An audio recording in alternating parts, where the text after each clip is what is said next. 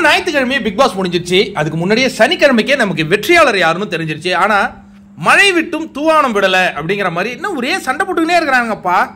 அந்த இன்டர்நெட்டுக்கு போனால் ஏதோ ஸ்பேஸ் போட்டுக்கிறாங்க, நிறைய பேர் அதில் வராங்க, சண்டை சண்டை சண்டை. இப்போ என்னன்னா முத்துக்குமரனை யார் ஜெயிக்க வச்சது அப்படிங்கிறதுல ஒரு கிரெடிட் தேடுறதுக்கான முயற்சி நடக்குதா என்னன்னு தெரியல. என்ன கேட்டால் முத்துக்குமரன் அவர் தான் பேசி அவரே வின் பண்ணிக்கிட்டார். ஆனால் வெளியில் இருக்கிறவங்க நாங்கள் தான் பேசி பண்ணோம், எங்களுக்கு அந்த கிரெடிட்டை கொடுங்க அப்படிங்கிற மாதிரி சண்டை போடுறாங்களா? இதில் சௌந்தர்யா உள்ளே இருக்கும்போது அவங்கள பிஆர்னு ப்ரொஜெக்ட் பண்ணிட்டோம், வெளில வந்து பார்த்தா தெரியுது அவங்களுக்கு இருந்ததெல்லாம் ஃபேன் பேஸ் போல இருக்கு, நம்ம தான் அதை தப்பாக சொல்லிட்டோன்னு பயப்படுறாங்களா? ஒன்றும் புரியல. ஒரு எக்ஸாம்பிளே பாருங்களேன். இந்த லைவ்ல வந்து ஒவ்வொரு போட்டியாளரும் எல்லாருமே தடுத்துட்டு இன்டர்வியூ கொடுத்துட்டாங்க. சௌந்தர்யா லைவ்ல இருக்கும்போது 5000க்கு மேலே காட்டியது ஒரு சாதனை அப்படிங்கிறாங்க. மற்ற யாருக்குமே அந்த நம்பர் காட்டலையாம். டோட்டலாக லைவ் முடிஞ்சதுக்கு பிறகு அந்த கவுண்டிங் பார்த்தீங்கன்னா 1.1 மில்லியன் 1.4 மில்லியன்லாம் வந்துருக்கு. சௌந்தர்யாவுக்கு 1.6 மில்லியன் ஸ்டில் கவுண்டிங். இது ஒரு சாதனை அப்படிங்கிறாங்க. இதெல்லாம் சாதனை கேட்டகரியில் எழுதுறாங்க.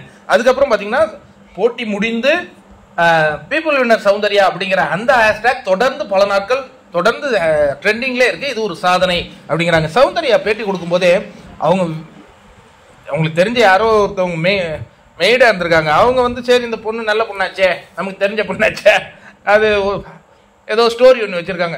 நீ ஒரு சௌந்தர்யா பியாரா அப்படின்னு கேட்குறாங்க. அதாவது சௌந்தர்யாவை பற்றி யாரு எது பேசினாலும் அவங்க உடனே என்ன மாறிடுவாங்க, சௌந்தர்யா பிஆர் அப்படிங்கிற ஒரு முத்திரையை குத்தி விட்டுறது. இந்த மாதிரி பல விஷயங்கள் நடந்திருக்கு இல்லையா, அதெல்லாம் பேசிக்கிட்டு இருக்காங்க.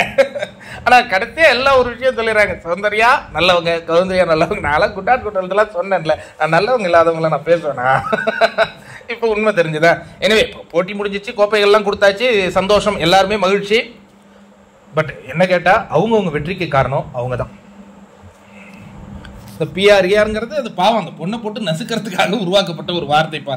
ஏன்னா பிஆருங்கிறது அந்த ஃபேன்ஸை சொல்கிறாங்கன்னு நினைக்கிறேன். பிஆருங்கிறது என்னன்னா அவங்களாம் நினச்ச பிஆர் என்ன தெரியுமா, ஏதோ அவங்களுடைய போட்டோவை ப்ரமோட் பண்ணுறது அந்த மாதிரி.